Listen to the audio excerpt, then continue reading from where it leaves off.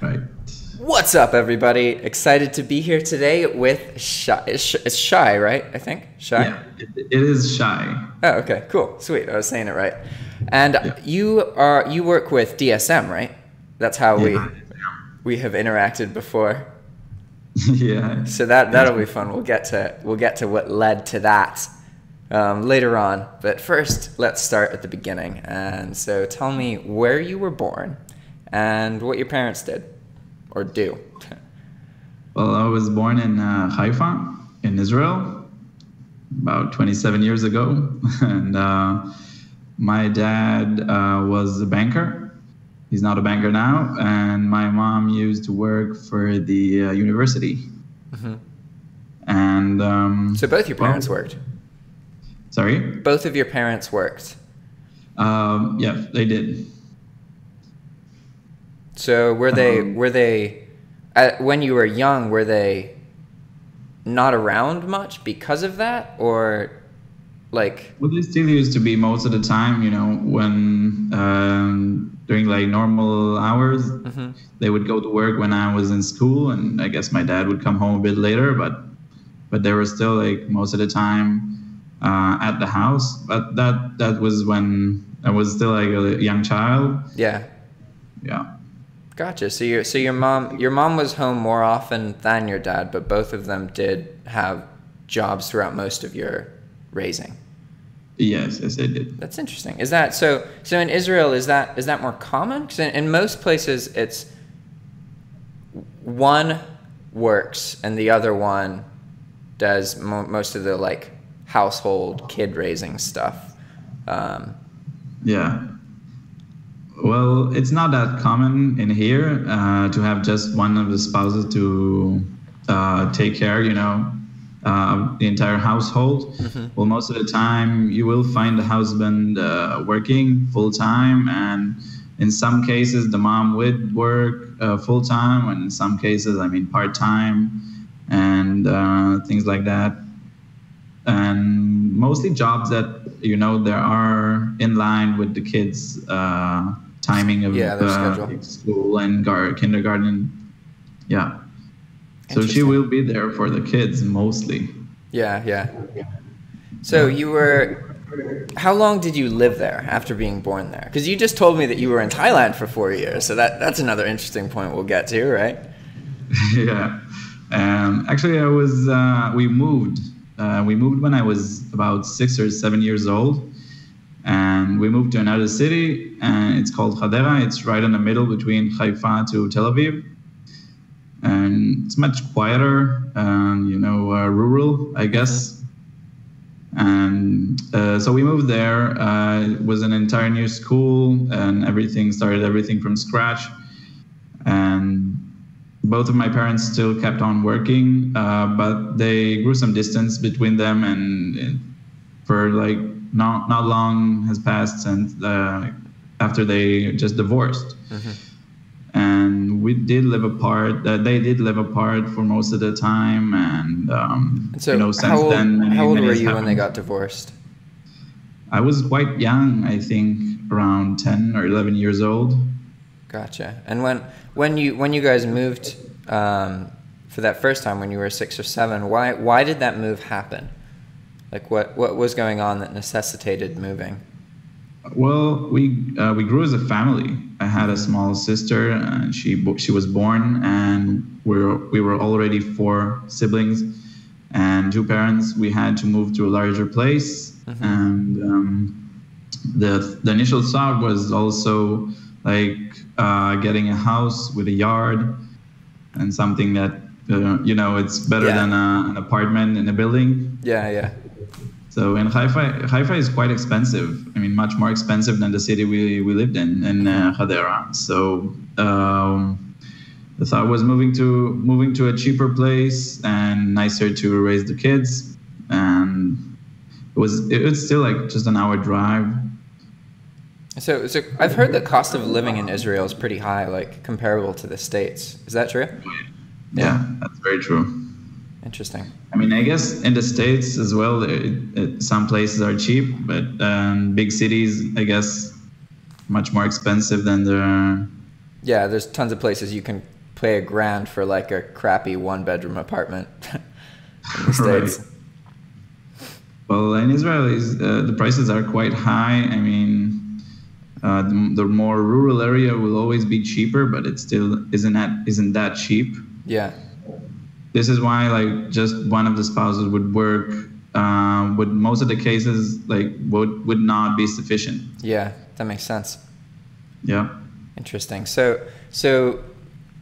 what was it like? Like, divorce is hard, especially. I mean, you have siblings, so that's good. It wasn't just you going through it alone, but like you were 10, 11. Like you don't really. That's too young to really understand everything. You know, you just kind of like, what the fuck. Right. I never really comprehend, get it. I mean, I just not really shut out, but I just treated it as like it should have happened. I thought that it was right. It was the right thing to do in both of their cases. That's for both good. of them. Did you think that as a kid? Yeah, I did. Okay. I mean, it wasn't easy for all of us, but especially, with the help of my brothers. I mean, it was easier for all of us. And, well, it wasn't really easy. I mean, I can't say it was easy. The divorce was hard. It was a few years of, hard fight, and nothing really adds up. It was really hard growing up, I mean, in some terms, but, well, I did have everything I need in terms of health and water, food, of course, school and whatever a child really needs. I mean, it was never easy, but we did understand where this was coming from and why did they do what they did. And they also, both of them, talked to us when it happened, when they first told us we're getting a divorce and things are not going to be as it was before. Well, and my young sister, she was pretty young. She was about 5 years old or 6, I'm not sure. But something around that age. And she was definitely she didn't have any clue what's happening. Yeah, because for most of her life, your parents were separated. Yeah. And so, right. So this is interesting because it's a household where both people needed to work to support the household. So splitting up complicates that a lot. Right. So they got a divorce, and did they live in separate places straight away, or were they still living in the same house? What happened, if you don't mind me prying? Well, sure. Well, my dad did move, and he lived with his mom for a time. And a few years after that, he moved to Eilat, which is the most southern city in Israel. It's like a holiday city, and right where it meets Jordan and Egypt. So it's right there on the most southern spot. And that's I would take the bus, and it would take around 6 hours to get there. The night bus, yeah. The first time was around when I was 13, I think. I was 13, and I took the night bus all by myself to my dad. I told him, wait for me, 5 a.m., Central Station. So is that because here, or at least where I'm used to, I traveled alone at 13, but that was very unusual. In a lot of situations in the States, you would actually need a special permit to even be alone at that age, on a plane or something. So is that true in Israel as well, or is it more common for 13-year-olds to travel alone? That sounds like it's not common, but... Well, it's not common at all. I mean, maybe 15 or 16 it would be more common, but because you already have your ID card. Yeah. Right. But for a 13-year-old, it's not that common. And I was asked a couple of times, where are you going? So I said, I'm going to go see my dad, and he's waiting for me at the end of the bus. Yeah, but what happened is that we used to go for me. It was like most of the holidays, and I was not at school. I can go there to a lot. I can have some fun. It has a great beach, and I mean, like, crazy place. And it's really touristic. So it was quite fun. I mean, it's like a bubble. Yeah. No news, no bad things happen there, and Sounds like San Juan del Sur in Nicaragua. right. It's like where all the tourists go and get drunk on the beach, and it's like there it was like a college, except a town, like a whole town of that. Yeah, there's something similar to a spring break over there every year. Yeah, it's called the Fun Joya. I'm sure you never heard about it, but Fun Joya. That's the Israeli spring break, actually. Say it again. Fun Joya. Fun Joya. Yeah. Huh. It's like fun and joy. Yeah. That's interesting. So, okay, so your parents split up and you were around 10. And so how does, in the States at that age, you would be in like what's referred to as, you would be like just about to start middle school, depending. Right. And then around like 15, 16, you would, or 14 and 15, you'd go off to high school. But how does the schooling work in Israel? Is there like, because I know in a lot of places overseas there's like primary school, and it's not like a lower middle high school thing like it is in the States. Well, it is mostly. I mean, you have like grade school, which is like until 6th grade, right? And then you have middle school, which is 7th to 10th, and 7th to 9th. Then high school is 10 to 12. Yeah. Oh, so high school is a 3-year period. Right. Yeah. 3 years. Interesting. Yeah, in the States it's 4 years. So what was it like for you going? Because usually like high school is a more emotional period of people's lives, right? Because that's when we go from like just being interested into whatever our childish hobbies are to starting to like care about socializing and having friends and that kind of thing. So what was that like for you? Well, I was like, that's the point where you start to figure who you are, right? Figure yourself out and know what your likes, your what you care about. Yeah, I guess. I mean, I did have plenty of friends, but every time it was like different cliques and different groups of friends. But everyone, I mean, I didn't really have like a specific certain clique that I was always there. That was always me. And because I do try to keep like neutral about certain things, and you know, my passions are always my passions, but I won't back down from them. But I didn't actually was in high school for so long. I used to skip most of it, and I did finish like. I finished high school, but I never really got the, how do you call it when you finish high school? What grades and what tests? A degree or a diploma?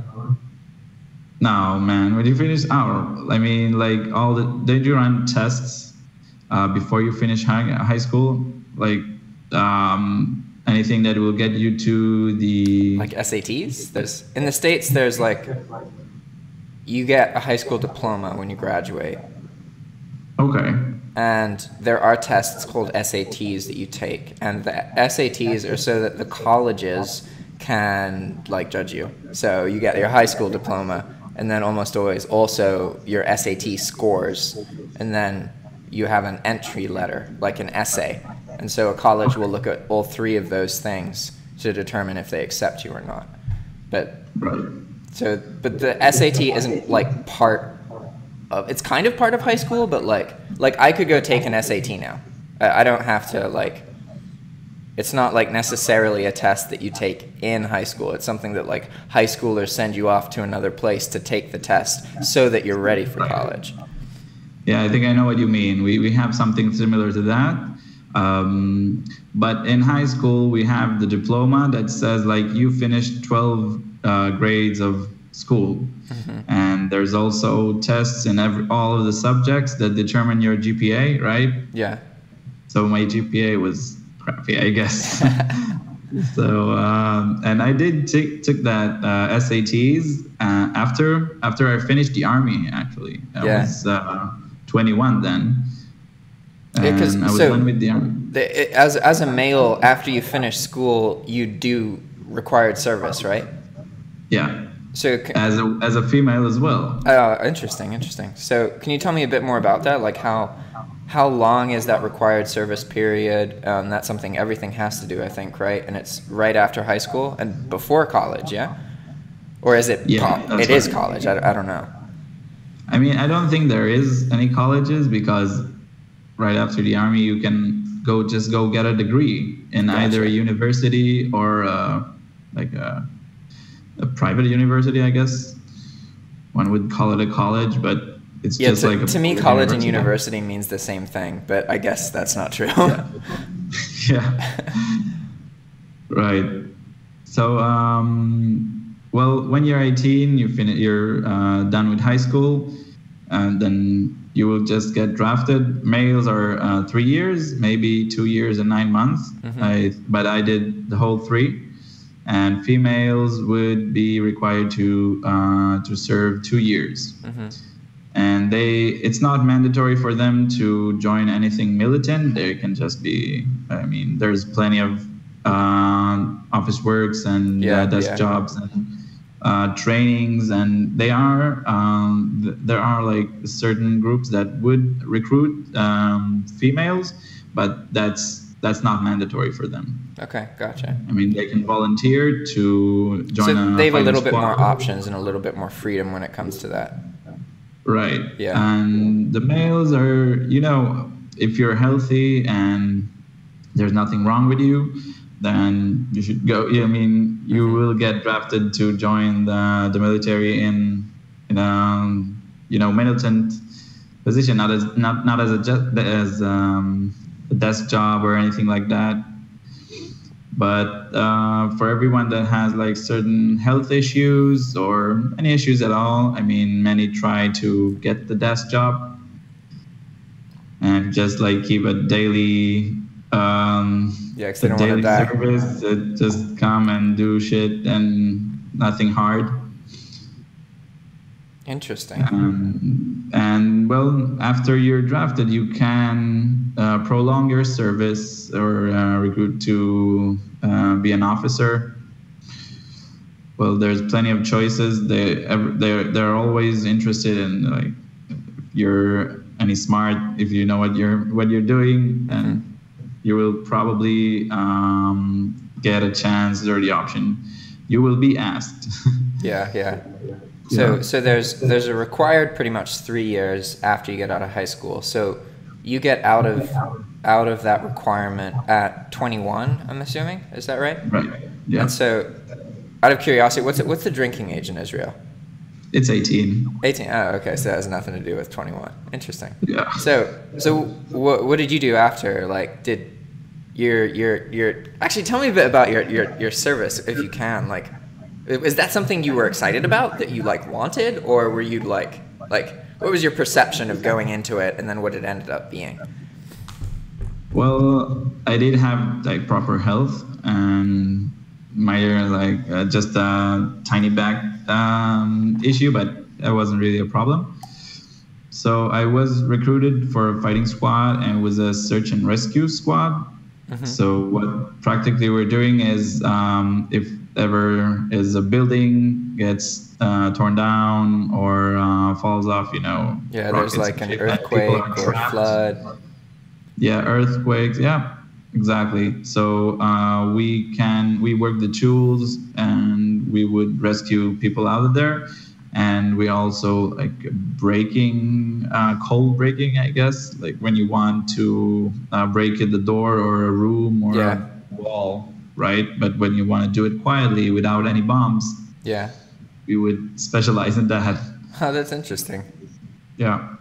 So do you find that you learned things during that period of your life that have been useful? Yeah, definitely. I mean, I knew that it was going to be a challenge for me. It's nothing easy, and I practically what I wanted to do is prove myself, but to myself. I mean, I knew that it's going to be hard. Training is going to be a bitch, and it was long month of hard training. I mean, after that, it's just getting harder because it's not training anymore. It's like the real job.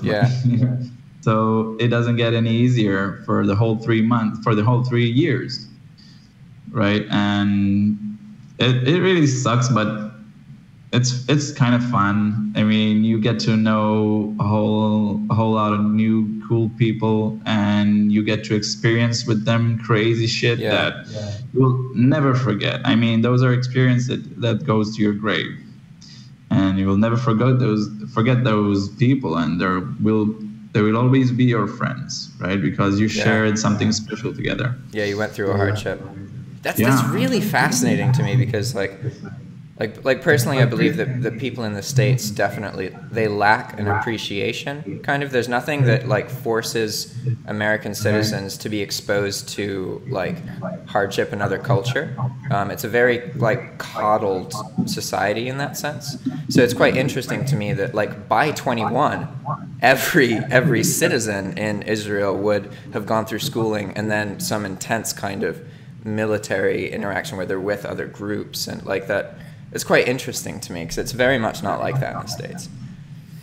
Yeah, it is. I think it really, I mean, by the time you're 21, every Israeli, to my opinion, is really mature for his age.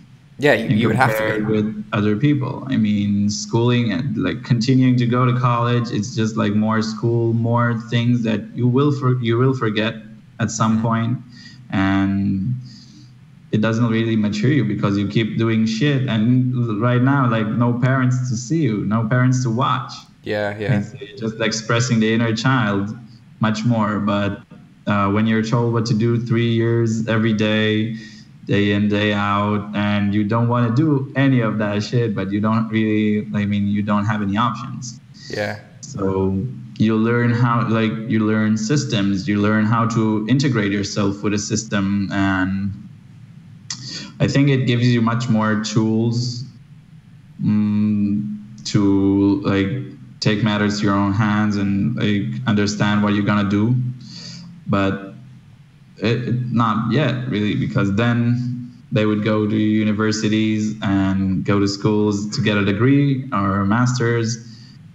And for me, it was quite different because right after I finished my service, I mean, the day I finished, I already signed for a contract for an apartment in Jerusalem. And I practically moved by myself to Jerusalem, took my bags, found a job as a security guard for a hotel. And I just moved there. I mean, I didn't wait for a second. Kept the momentum. Most guys would just like start a job while they're at their mom's place, just to save up some money and go on a big trip or whatever. But for me, it was quite different because I didn't want to stay at home. I wanted to have my own place, my independence. I wanted to try a new city as well. So I really like Jerusalem.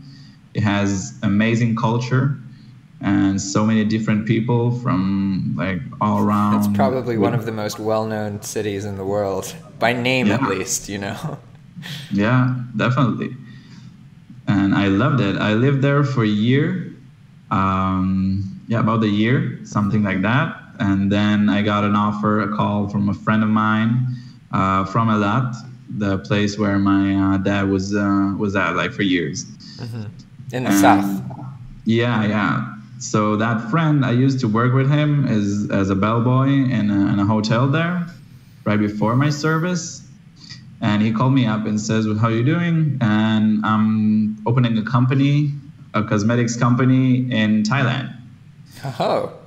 Yeah, opening a shop and like kiosks and shit and Dead Sea products. I'm sure you have like, yeah. I'm sure you came across, right? In one of the shopping malls.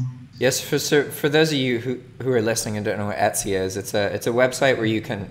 It's known for like crafty, arty people to make stuff and then sell it. So it's traditionally used for like selling arts and crafts and carvings and paintings and like handmade chairs and that kind of stuff.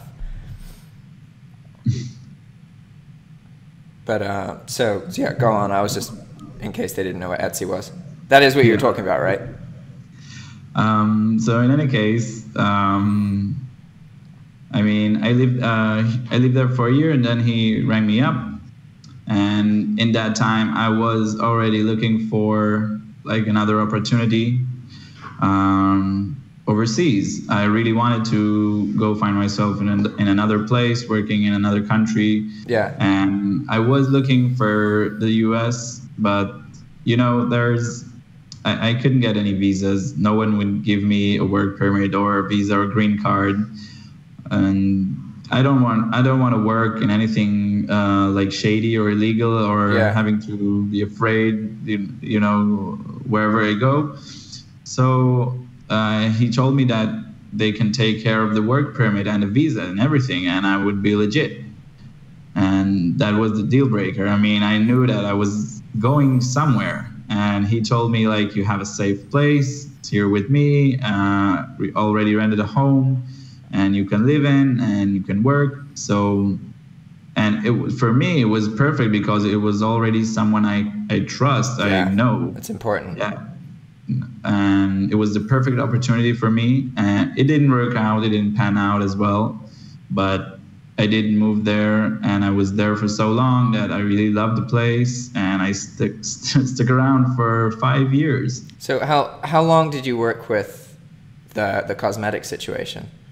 It was around, I think about 8 months. Mm-hmm. And then I started with another company, which was already established, had plenty of stores, plenty of locations, and like a known product. So basically what I did, it was just switch the companies, and it was much better since day one.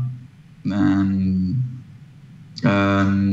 I worked there for another year or so. Then I decided that I want to make the soaps that they use in order to invite customers to their shops. Yeah. They use small samples of soap, clear mineral soaps in different colors, and they use a lot of it, right? Like they as kind kilos. of like an advertisement, like they give it away so people know to come in, or what do you mean? Like they use a lot of it? Like people are walking by the shopping mall, and so the sellers would just take 1 or 2 pieces of small soap. It looks like French fries, and just hand them out and telling them like about the soap and inviting them into the shop. So spreading like word of mouth awareness. Also, but it does. Yeah, I mean the goal is to give the soap and take the customer and show him something to the face or the body or I don't know what, like different products, upsell and. But so they would get that little sample. They'd get to keep that for free. Yeah. Okay. Interesting. Yeah. So when you first went to Thailand, and for this part that you're talking about, where you're starting to get interested in making the soap, what town are you in? What city are you in? I was in Bangkok for like most of the time. Okay. And that's the capital of Thailand, or? Yes, it is. Okay. It's a crazy place, but you will love it, I'm sure, if you're going there. And it really is crazy. It moves so fast. Like I think that there's roughly 15-20 million people over there, and it's the tiniest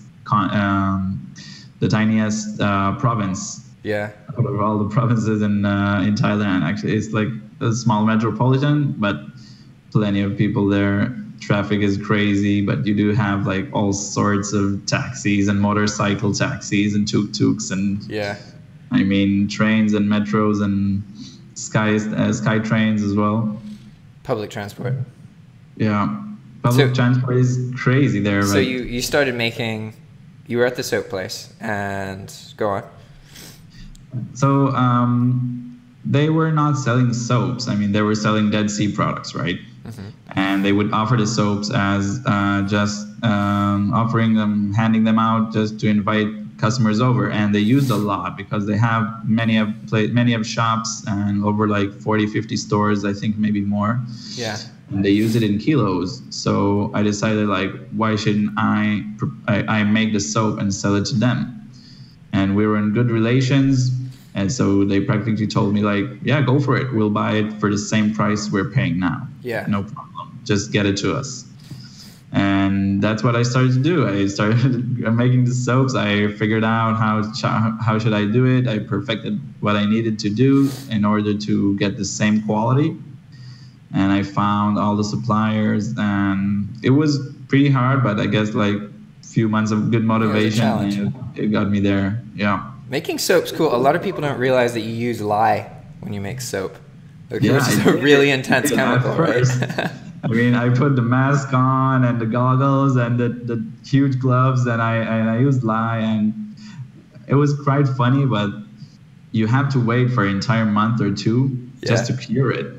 Yeah. So I didn't have that. I didn't have that time, and I had to use that melt and pour. Basically, like you just take it, melt it, pour it, and into the silicone pan. Yeah, the mold. Whatever, and it just dries. You just have to add the color and some essential oils or perfume oils, and you get the soap. And it was nice. I mean, I love the fact that I had like a small soap factory going on. I had two Thai ladies working for me and making the soap, and the house always smelled incredible. Yeah. Yeah, it was pretty nice. I mean, it lasted until I got back here. Yeah. When I said to myself, I mean, no more geographically locked. Yeah, I understand that. But so this is interesting because you just mentioned that you had 2 employees and you're living in Thailand. So that means that that would have made you aware of this concept of like, okay, people in certain countries can like get a full-time job working for $1 an hour, like, you know. Definitely. Like, because you basically had 2 virtual assistants, except they were like in person. But like, I mean, sure, like it's from Thailand, so the cost of living is low. So that means that, you know, they don't have to earn as much. So that's interesting. Well, if I can tell you the truth, I mean, I think that I can drop ship them, and I would have, like, if I would thought about it sooner, I would have built a system that would do it, because I had a place where it was really near those 2 employees, right? Just walking distance, few minutes, maybe less. I mean, a few seconds, and they were in the same block. But when I moved, I kept the factory at one of the employees' house. And I just paid her rent, something like, I don't know, $100 a month. Yeah. So she would do it in her place. So I kept on just paying her $100 a month. She did it in her place, and I would come with my car, pick it up, and send it to their office, their warehouse. Yeah, to be distributed. Yeah. So I distributed myself. So if I would just find someone to pick it up and another one to make the purchase, or, I mean, not even that. I just have to, the things I buy for the soap, I just have to deliver them to her. And that's it. I mean, it can be drop shipped. That's really interesting. So you made soap, like seriously made soap for a while. This is unique. That's different. I wasn't expecting that. And so at this point, you're not involved with well, I don't even know if DSM, that probably doesn't even exist at that point, does it? Because that was like this. So you. Well, it did overlap. Mm-hmm. So when I started off with DSM, I was still making soaps. Oh, that's so cool, man! I want to see some of this soap now. I do have a store on like a Facebook shop. Yeah, but it was just a few samples. Mostly, I would sell it by the kilo, like a brick. Yeah, that makes sense. and they would cut it up as French fries by themselves. Oh, you didn't have to cut it up. That's great. Yeah, I would just pack it up. So you would sell how big is a kilogram of soap? Like, if you're holding it, like... It's like 2 bricks, I guess.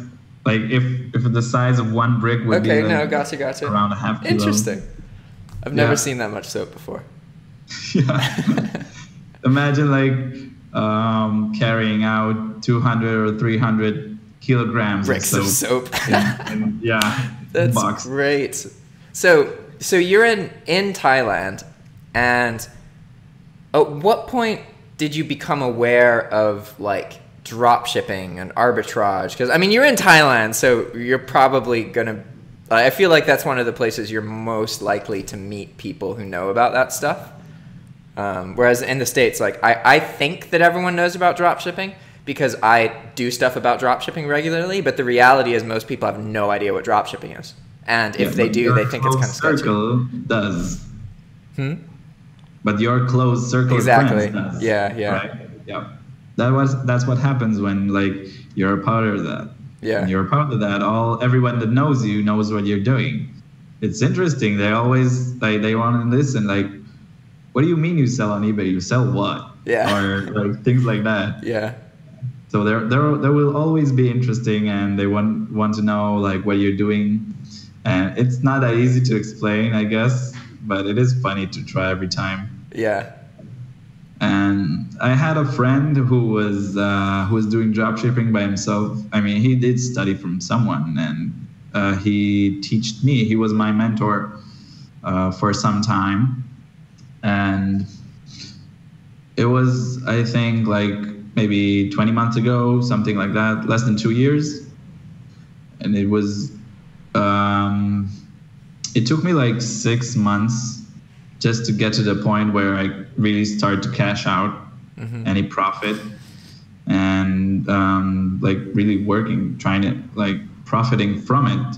So I had my soap business, and I had my drop shipping business, and I was also translating and writing content in English and Hebrew, for not that high prices, but it was quite all right. I mean, doing another source of income. Really, I mean, it was everything from home, and the soap thing that I had to every 2 or 3 weeks, I had to go there to do a drive.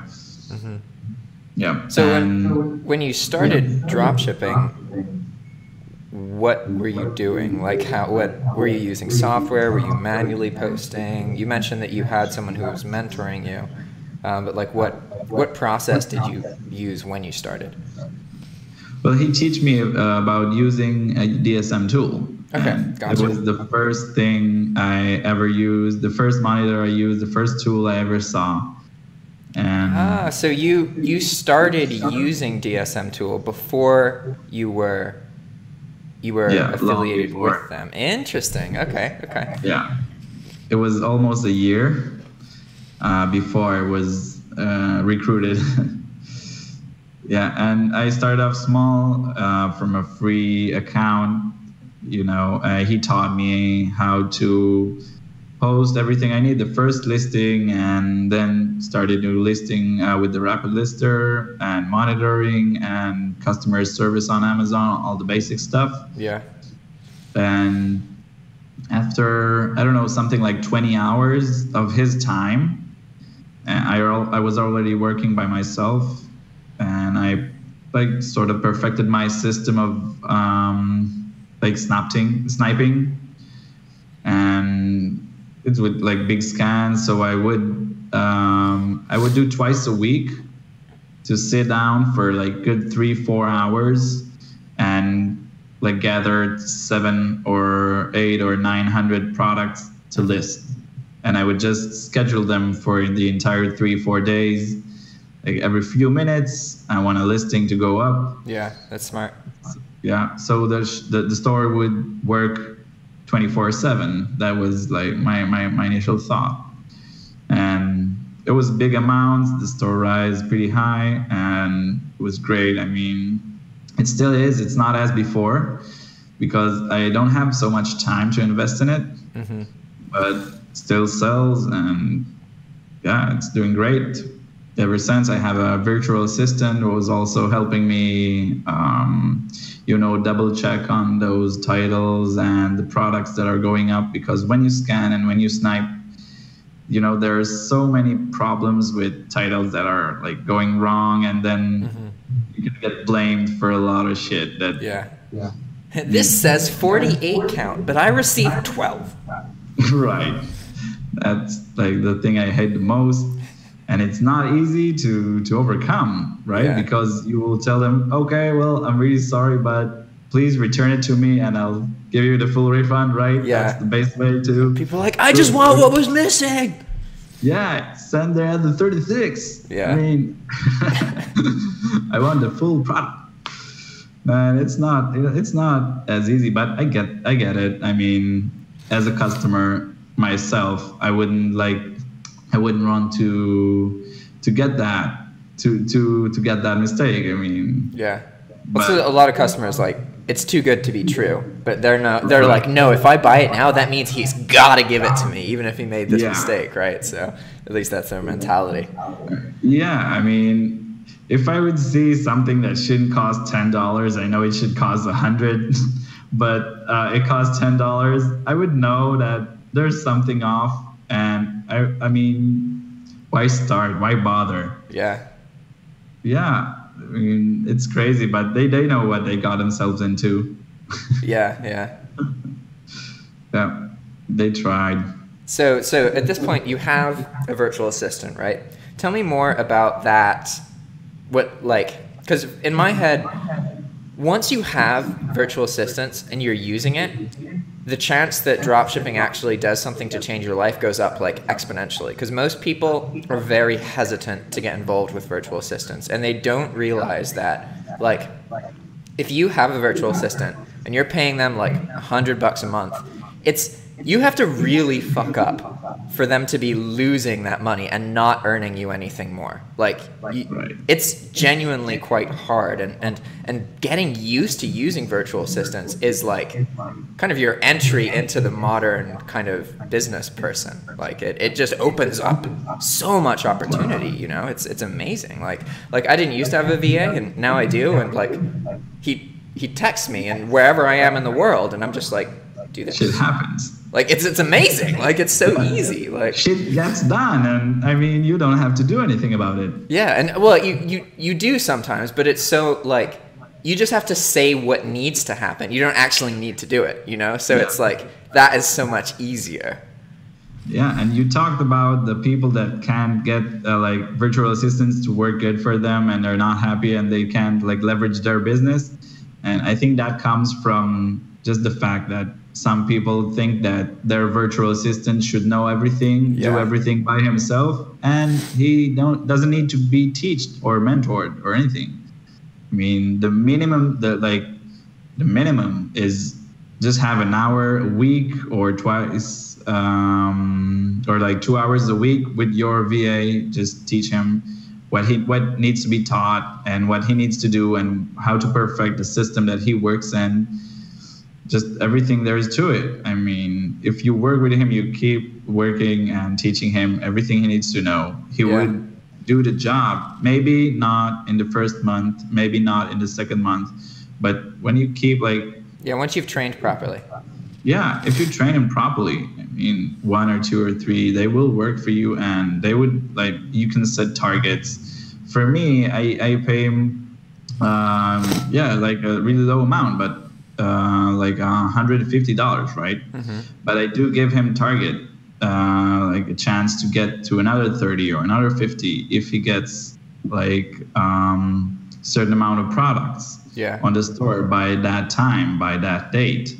So he does have the chance to earn more, and it works good both ways. It's a win-win situation. Not like it. I absolutely underestimated how solid the work ethic of some VAs are. Like I got the VA. I don't even like calling my VA a VA. In my head, he's like a business partner. Right. just because he's so like, I found him by making a video on YouTube about trying to find a VA, and then somebody who lives in Morocco and watches my channel regularly is like, I'll just do it. And then it's like, it's amazing because like he's probably listening to this conversation. Not, I mean, obviously not right now, but like I'll like mention things in video, like not even in the beginning of the video, like 20, 30 minutes into the video, and then he messages me about them, and I'm like, holy crap. It's like, it's great because I trust him because I know that he's invested in what I'm trying to do, you know? And it's so like, it's great because he tells me his opinion, and if like he thinks that something isn't great, then he'll tell me.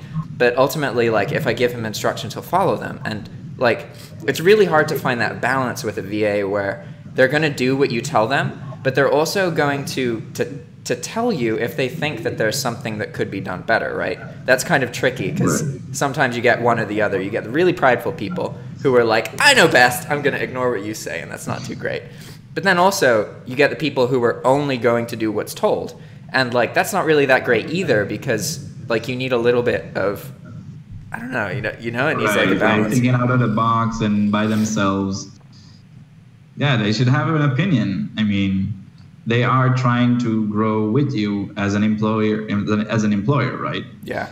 They do want to work for you, and like if they're happy to do it, and I mean you have good terms with them, they will always be like enthusiastic. Yeah. I mean, you should always find those guys. I mean, if someone is just doing what is told, yeah, I think I agree. I mean, I wouldn't want to hire that kind of a person that just like does the absolute minimum. Yeah, and will keep you to your word as well. But you said the last time that, I mean, and I don't want to work with those guys. Yeah. But, yeah, virtual assistants are like crucial because one-man operations is, they are like, they can be successful or can be fruitful, but when you want to grow when you want to grow your business more, expand it, right? You can't do it by yourself. I mean, a person has a limited time of hours a day. So for me, the thought was, even if I can get someone for $100 to work 8 hours a day, 5 times a week, but it would save me an hour a day. Mm-hmm. Just an hour a day, right? How much is my hour worth? So like practically, or 2 hours, say it's 2 hours. Yeah. How much do I want to pay for my 2 hours? I mean, money is time, and you have to calculate it rightly, right? And there's definitely, it's necessary to have a kind of disconnect a little bit from what you're doing, because if you're doing the direct work itself, it's really easy to get lost in that and like what's currently going on. But if someone else is doing that, then you can like have more oversight, and it's easier to make better decisions and understand like when it's seasonal and that's just how it is, you know, versus like when it's like, okay, maybe I should not, or I should do something else, you know. But so we even got into how you got started with DSM. Like how did you go from a DSM user to somebody who works with them? Like, tell me more about that. That was actually pretty cool. I mean, at first I wanted to talk with Kfir, the CEO of DSM, mm-hmm. and I talked with him about, he already knew me. I mean, I was asking around in the chat, and I was a user, and I was, I mean, I can't say that I was one of their biggest users, but I was in the big user tier. Yeah, right? One of the serious users. Yeah. And like royal, or I don't know, like thousands of products. So he already knew me. And when I talked with him, I told him that I want to do an interview with him for my blog, because I wanted to talk about that business. I prepared like a pretty big article about how to start drop shipping, how to do it like I do it. And I was interested in having a small interview with him, maybe some questions. And he told me that he's really interested in a content writer. And he understood that I am a content writer and this is what I do. And like one of the things I do, I mean, is writing content. Yeah. And it can be in Hebrew or in English. So a few months after that, I mean, when we started then, just as an editor, I guess, he would send me some articles to edit. And a few months later, I think it was last October, when I returned to Israel. I returned from Thailand after 5 years, and I got back to Israel as a base, and we got together, and he told me, okay, I really want you to come work with us, start as a customer service representative, and work on our blog, which turned to a magazine. Yeah. And yeah, it's growing ever since. And like now, 8 months later, I'm the head of marketing for DSM and the magazine editor. That's really cool. Yeah. And so I actually haven't asked you what, like, as part of all of these, I put a link in, like, right under the video to wherever you want. So if you want the traffic from this video to go to that website or whatever, just after this conversation, just send me what link you want to be placed under the video. So if I'm doing it with a YouTuber, then normally, you know, they want their YouTube channel there. Some people want their, like, product website or whatever, you know, so just something to keep in mind. Sure. That's pretty awesome. Yeah. Yeah, it's funny because I think that it was either the first or second interview on this, as this like interview series was with Fear, and it was really interesting learning more about him. And I like he does have an interesting story as well. Yeah. My favorite thing about DSM is that all the people that, like, I personally don't believe that there's any one best dropshipping software, but I like DSM because all the people I interact with are willing to, like, do this. You're willing to do a video talking about anything. It's very, like, transparent. And what I found is that most dropshipping software companies just aren't willing to do that. They're not willing to put their faces out there. And I think a lot of this has to do with that a lot of these softwares are made by, like, one person with an idea finding a bunch of freelancers that they don't know at all, and then they make a software. And it's like, if you don't have something tying those individuals together, then, like, the chance of things really working out in the long run is kind of low, but, you know, maybe it works for some people. Yeah, I get it, but no one is tied together. I mean, everyone is just doing their specific tasks, and someone is just taking all the pieces to make a great puzzle. It wouldn't work the same way. And for us in DSM, I mean, most of the team is, like, everyone comes from a different place, works from home, remote work, but we are kind of linked. I mean, we do have groups, we talk together. You guys seem a little bit more family knit than the other. Like, I'm in group chats with multiple members from, like, nobody's ever taken the time to, like, make that happen with other companies, you know. So it's, like, very much like because people think, like, that because I'm affiliated with DSM, and so some people get frustrated because, like, I consider DSM one of the best options for beginners because of its price. But there absolutely are scenarios where it's better to use other software, right? But at the same time, like, people are gonna think that it's like, oh, I'm affiliated with DSM, so I'm just gonna say they're amazing. But it's like they are actually. I really do like them because of the ease of being able to communicate with you guys and how open you guys are. Like, 2 major people in DSM have done public interviews on my YouTube channel where I can literally ask them anything. Like, very few people are willing to do that, and I think that says a lot about DSM.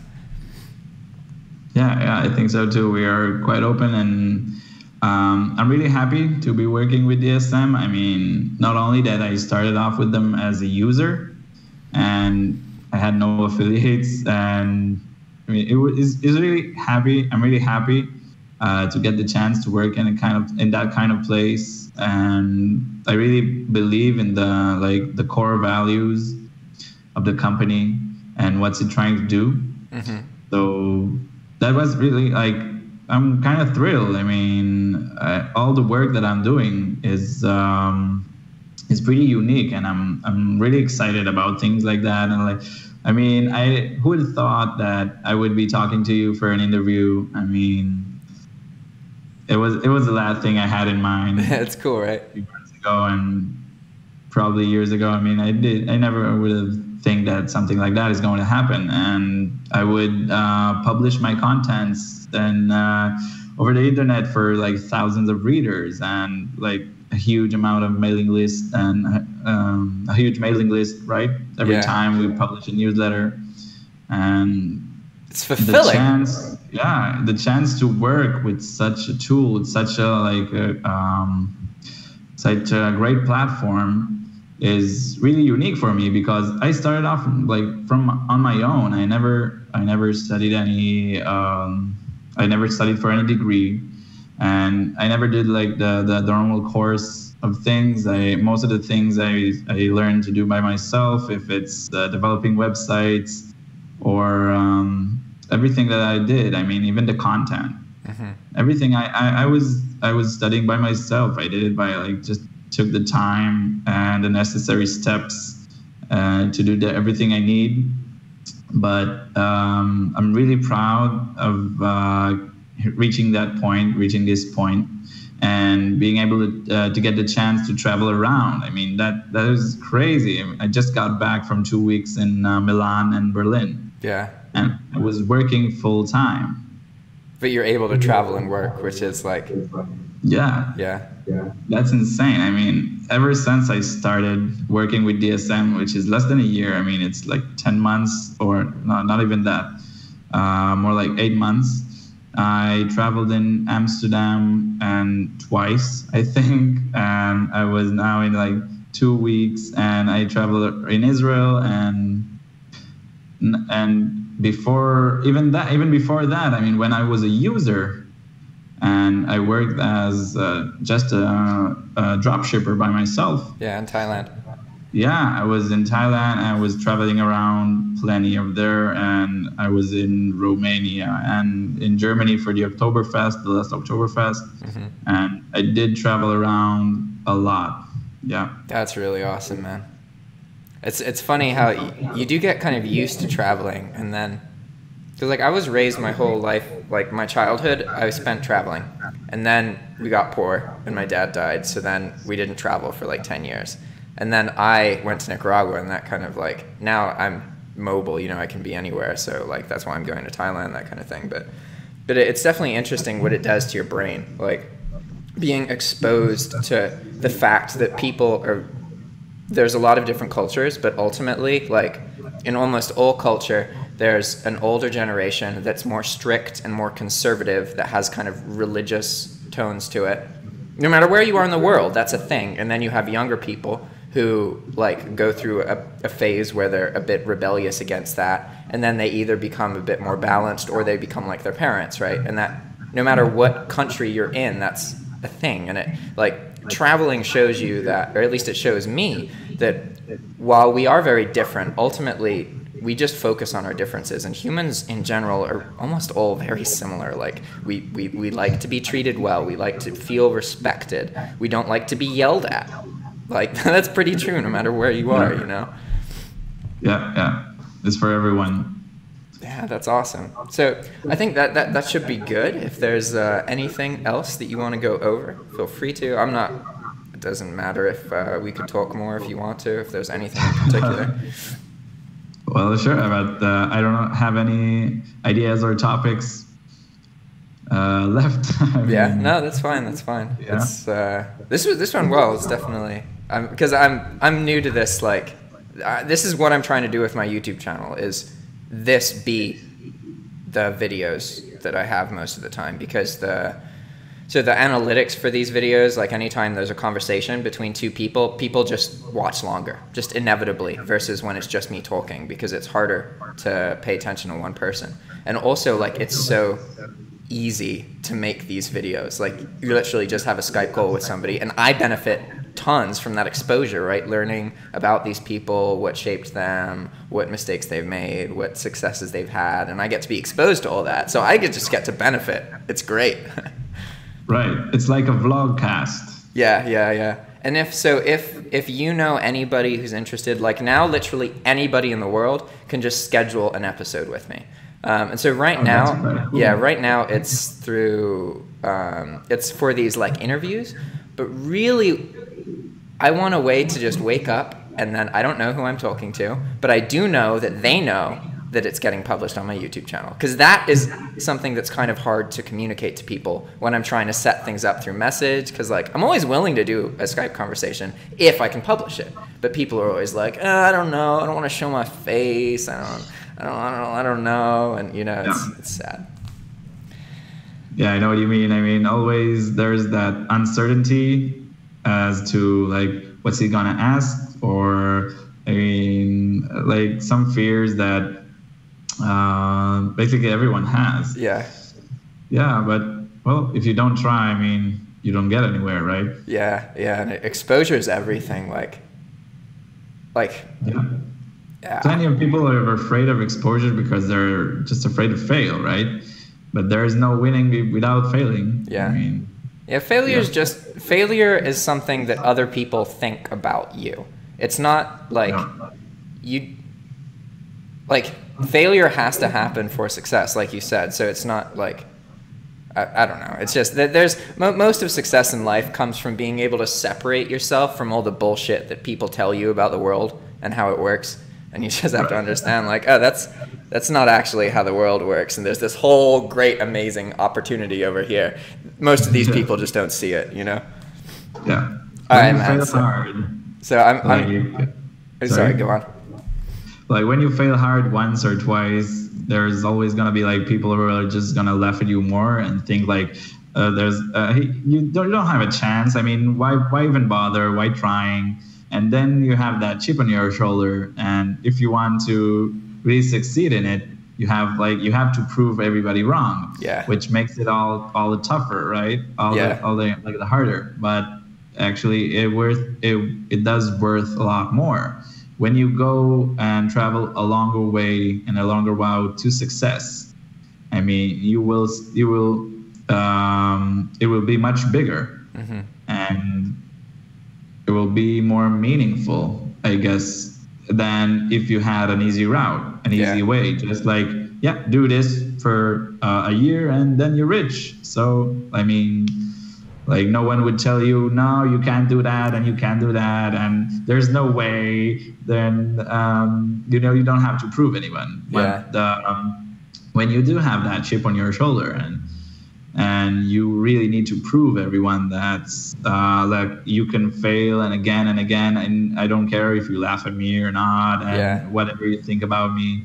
I mean, it's when that point when you realize that like you don't have to care about what society thinks about what you're doing, and like being normal is not like there's no benefit of trying to be normal and like normalize yourself or like compare yourself to society and this is accepted and this is not, and I should do what everybody does.